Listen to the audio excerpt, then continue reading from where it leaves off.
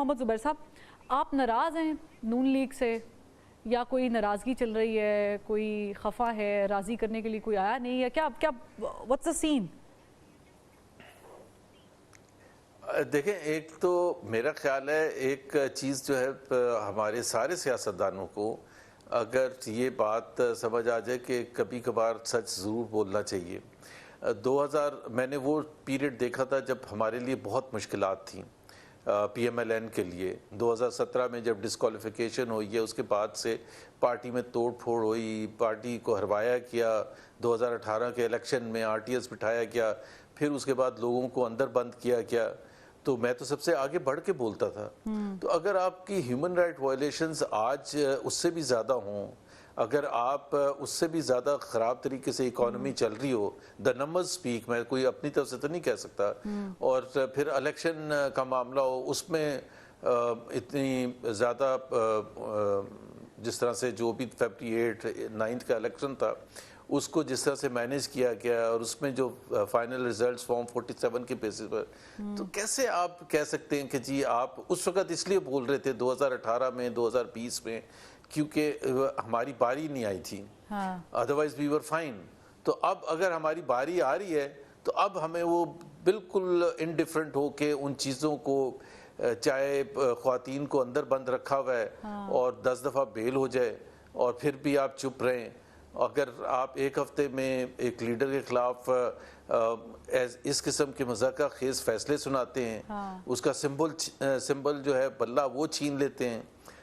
These are not democratic. یہ کو پاکستان کے لیے کوئی بھی میرا نہیں خیال ہے 10 سال 15 سال 20 سال کے بعد کہہ سکے گا کہ یہ وقت پاکستان کی معیشت کے لیے، پاکستان کے خاص طور پر جمہوریت کے لیے یہ کوئی اچھا وقت ہے۔ پاکستان کو اگر آگے چلانا ہے تو جمہوری طریقے سے چلانا ہے، جس میں آزادی رائے کی بھی اجازت ہونی چاہیے۔ اپروچ ہے محمد زبیر صاحب جو آپ بات کر رہے ہیں، اس میں تو میرے خیال سے کسی کو اختلاف نہیں ہونا چاہیے۔ تو پھر کیا پارٹی کو ان چیزوں پہ اختلاف تھا یا کچھ اور بھی معاملات تھے؟ نہیں اور تو معاملہ دیکھیں نا، بڑا سمپل سی ایک بات ہے، وہ اختلافات تو ویسے بھی ہوتے ہیں، ہماری پارٹی میں 2 بیانیے تھے اور ہمیشہ سے تھے۔ آپ کو پتا ہے کہ جب خاص طور پر جب ہم اپوزیشن میں تھے تو وہ ابھر کے اس وقت زیادہ آتے ہیں کہ میاں نواز شریف کا ایک بڑا سٹرونگ مزاحمتی بیانیہ تھا جو گجرانوالہ کے جلسے سے شروع ہوا تھا، آپ سب کو پتہ ہے، اور ایک مفاہمتی بیانیہ تھا جو میاں شہباز شریف صاحب کا تھا، جو ٹکراؤ کی سیاست نہیں کرنا چاہتے تھے۔ میں ان کی تعریف یا خامی نہیں گنوا رہا کسی کی، بٹ 2 بیانیے تھے۔ اب میرا جو اس سے تعلق تھا وہ مزاحمتی بیانیے کے ساتھ تھا، مریم نواز کے ساتھ، کیونکہ Maryam Nawaz was the person leading the campaign against Imran Khan in Pakistan. Mian Nawaz شریف تو باہر چلے گئے تھے اور اس وقت ظاہر ہے میں سپوکس پرسن تھا میاں نواز شریف اور مریم نواز کا، اس پیریڈ میں جب سب سے سخت طریقے سے مزاحمتی بیانیے کو لے کے ہم چل رہے تھے، پورے پاکستان میں جا رہے تھے اور باقی آزاد کشمیر، گلگت بلتستان اور سب جگہ۔ تو میں تو اس بیانیے پر کمیٹڈ تھا کہ جو ووٹ کو عزت دو، وہ کوئی پی ایم ایل این کا بیانیہ نہیں تھا، وہ پاکستان کا بیانیہ تھا۔ اس کا بہت ہی ایک سٹرونگ میسج ہوتا ہے کہ جی اگر آپ پاور کی پالیٹکس نہیں کرتے، اب عوام کے بھروسے آپ پر ہونا چاہیے کہ عوام آپ کو اس پاور تک پہنچائیں گے ووٹ کے تھرو۔ اس عوام کو چھوڑ کے آپ کسی اور قوتوں پر ڈیپینڈ کرنا شروع کر دیں گے، تو اگر آپ ووٹ کو عزت دو، جس کی وجہ سے پی ایم ایل این کی پاپولیرٹی انپریسیڈنٹڈ لیولز تک پہنچی، اس میں کوئی شک نہیں ہے کہ P T I was going through a very difficult time, a year before the vote of no confidence. آپ بائی الیکشنز کے ریزلٹس اٹھا کے دیکھ لیں، معیشت دیکھ لیں کہ بالکل بھی توڑ پھوڑ کا شکار ہو رہی تھی پی ٹی آئی۔ یہ ایک حقیقت ہے، بہت سے ایم این ایز میں خود ان سے ملا تھا جن کا کوئی اور انٹرسٹ نہیں تھا، صرف یہ انٹرسٹ تھا کہ اگلے الیکشن میں 2023 کے الیکشن میں پی ایم ایل این اگر ہمیں ٹکٹ دے گا تو ہم سوئچ کر لیں گے سائڈ پی ٹی آئی سے چھوڑ کے۔ سو اس ماحول میں جہاں سب کچھ آپ کے فیور پہ جا رہا ہے، آپ سے لاسٹ کے 1-1.25 سال انتظار نہیں ہوا اور آپ آگے، جبکہ پاکستان آئی ایم ایف کے پروگرام میں چل رہا تھا، اور آئی ایم ایف کے پروگرام لاسٹ ایئر میں کون سی پولیٹیکل پارٹی ہوتی ہے 5 سال کے ٹینیور میں جو لاسٹ ایئر میں آنا چاہے کہ آئی ایم ایف پروگرام کو امپلیمنٹ کرنے کے لیے؟ محمد زبیر صاحب، پی ڈی ایم کی گورنمنٹ کا جو ایک جسے کہتے ہیں نا کہ پاپولیرٹی میں جو کمی کی وجہ تھی، وہ بھی شاید یہی تھی کہ عوام افورڈ نہیں کر پا رہی تھی اور بہت زیادہ مہنگائی کی چکی میں پس گئی تھی، تو شاید پاپولیرٹی کا گراف بھی نیچے آیا تھا. اب چونکہ دوبارہ سخت فیصلے کر لے گئے ہیں, کرنے کا وقت بھی آ گیا ہے اور کر بھی رہے ہیں, مجھے اس سوال کا جواب دیجیے گا, آپ بڑے سینئر سیاستدان ہیں, یہ کیوں ہوتا ہے ہمارے ملک میں کہ کوئی بھی شخص آتا ہے, بریف کیس اٹھاتا ہے اور وزیر خزانہ کا قلم دان سنبھالتا ہے, اور پھر اس کو کوئی, کیونکہ اس کی سیاست بھی یہاں سے لنکڈ نہیں ہوتی ہے, اس کو کوئی فائدہ نقصان, فائدہ تو شاید ہوگا, نقصان تو کوئی بھی نہیں ہوتا, اور پھر جو بھی گورنمنٹ ہے جو ابھی نون لیگ کی ہے اس کا پاپولیرٹی کا گراف تو اور مزید نیچے جائے گا. کیا ہمارے پاس کوئی قابل بندہ نہیں ہے سیاست میں سے؟ دیکھیں یہ بات اب یہ actually this is the question جو آپ نے ریز کیا اور بالکل صحیح ریز کیا ہے. بات یہ ہے کہ ہمارے ہاں جو پارلیمنٹری جمہوریت ہے یا پریزیڈنشل ہو یا جہاں بھی جمہوریت ہو وہاں ملٹی پارٹی سسٹم ہوتا ہے. اگر بڑی پولیٹیکل پارٹیز کے پاس اپنا بندہ نہیں ہے جو فائنینس منسٹری چلا سکے تو ان سے سوال تو یہ پوچھنا چاہیے نا کہ پھر آپ جو عوام کے پاس جب گئے تھے اور بڑے بڑے وعدے کر رہے تھے تو آپ کے پاس تو بندہ نہیں ہے کوئی اپنا جو آپ فائنینس منسٹر لگا دیں. اس کی سب سے جو مذکر خیز ایک ریالٹی ہے, اگر آپ 2008 سے 2013 کی حکومت دیکھیں پیپلز پارٹی تو 2 فائنینس منسٹرز تھے, ایک شوکت ترین تھے پہلے اور اس کے بعد حفیظ شیخ تھے. 2018 سے 2022 تک جو پی ٹی آئی کی حکومت تھی, جو ایک نیا پاکستان جس نے امپلیمنٹ کرنا تھا, ان کے بھی فائنینس منسٹرز وہی 2 تھے جو پیپلز پارٹی کی حکومت میں تھے. تو وہ جو نیا پاکستان کا جس نے تصور بنایا, جس نے پلان بنایا, اکانومی کا پلان بنایا کہ ہم یہ کریں گے اور یہ کریں گے, اور وعدے کیے, چلا رہے آکے حفیظ شیخ صاحب ہے, شوکت ترین صاحب ہے. دی گئی تھی نا محمد زبیر صاحب, لیکن وہ تو آپ مہینے کے لیے دی گئی تھی نا, پھر ان کو ہٹا کے حفیظ شیخ کو لے کے آ گئے. اب کوئی یہ بتائے کہ حفیظ شیخ تو کمیٹڈ نہیں تھا اس پلان سے, he was not responsible, he did not own what ever P T آئی نے جو کمٹمنٹس کی تھیں. اب جب وقت آیا عوام کے پاس جانے کا تو حفیظ شیخ صاحب تو وہ اور شوکت ترین صاحب تو بریف کیس پکڑ کے واپس چلے گئے, جیسے 2013 میں گئے تھے, 2008 سے 2013 چلانے کے بعد فائنینس منسٹری, اور جواب جا کے کوئی اور دے رہا ہوتا ہے, پولیٹیکل لیڈرشپ دے رہی ہوتی ہے. یہ بہت ہی پور ایک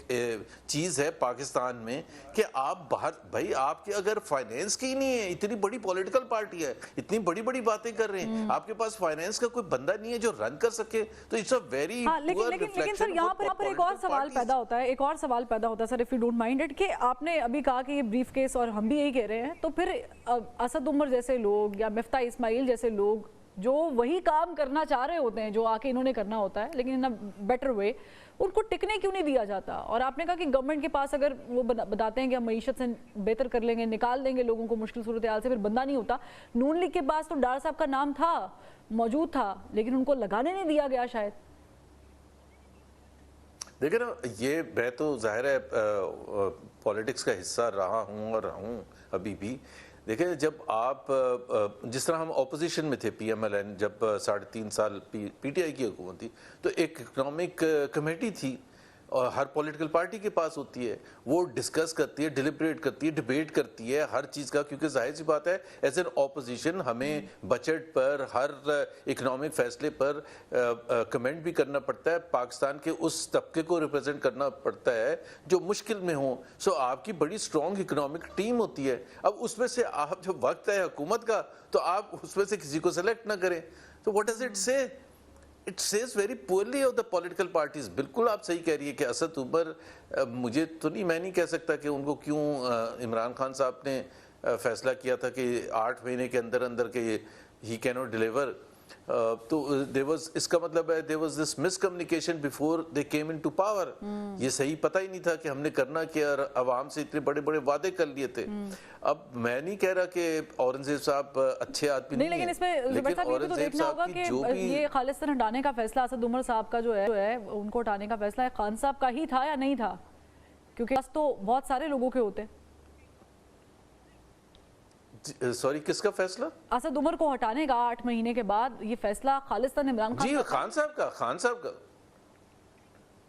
دیکھیں نا, عمران خان کا فیصلہ نہیں تھا, یا انہوں نے دباؤ میں آ کے کیا. At the end of the day Imran Khan has to اون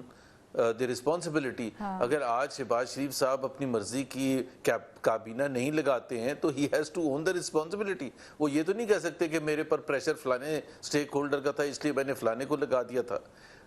تو at the end of the day تو رسپانسبلٹی ان کی اپنی ہوگی. جیسے 16 مہینے کی حکومت میں جو بھی کولیشن پارٹنرز تھے باہر سے, لے کے آئے, وزارتیں دی گئیں, یا پارٹی کے اندر سے باقی پارٹی کے لوگوں کو وزارتیں دی گئیں. اب آپ یہ تو نہیں کہہ سکتے کہ جی وہ ڈیلیور اس لیے نہیں ہوا تھا کہ 13 جماعتیں تھیں. بھائی وہ تو رسپانسبلٹی تھی, آپ کو حکومت کرنی ہی نہیں چاہیے تھی. مذاق تو نہیں ہو رہا. عوام ایکسپیکٹ کرتے ہیں کہ آپ آئے, آپ نے اتنا بڑا قدم اٹھایا, ووٹ آف نو کانفیڈنس کیا, اس کے بعد آپ 16 مہینے کے بعد کہیں کہ جی حالات ایسے تھے کہ ہم اس کو کنٹرول نہیں کر سکے تھے, تو پھر کہیں نہ کہیں تو غلطی تھی. آپ کو لگتا ہے کہ نون لیگ نے بھی مفتاح اسماعیل کے ساتھ وہی کیا ہے؟ مفتاح اسماعیل ساتھ دیکھیں نا, نون لیگ میں بھی ایک جو آپ کو پتا ہے کہ جب بھی نون لیگ پاور میں آئی ہے, فرسٹ ٹائم کو چھوڑ کے, فرسٹ ٹائم سرتاج عزیز تھے فائنانس منسٹر, پھر اس کے سیکنڈ ٹرم میں اسحاق ڈار تھے, پھر 2008 میں کولیشن گورنمنٹ بنی تھی تھوڑے مہینوں کے لیے پیپلز پارٹی کے ساتھ, اس میں بھی اسحاق ڈار تھے, 2013 میں بھی ڈار صاحب تھے. تو ڈار صاحب واز دا فرسٹ چوائس. اب ظاہر سی بات ہے, ایک ہر ایک کا اوپینین ہو سکتا ہے, اور بہت سے لوگوں کا پی ایم ایل این میں بھی اوپینین تھا کہ ڈار صاحب کو نہیں فائنانس منسٹری دینی چاہیے, لیکن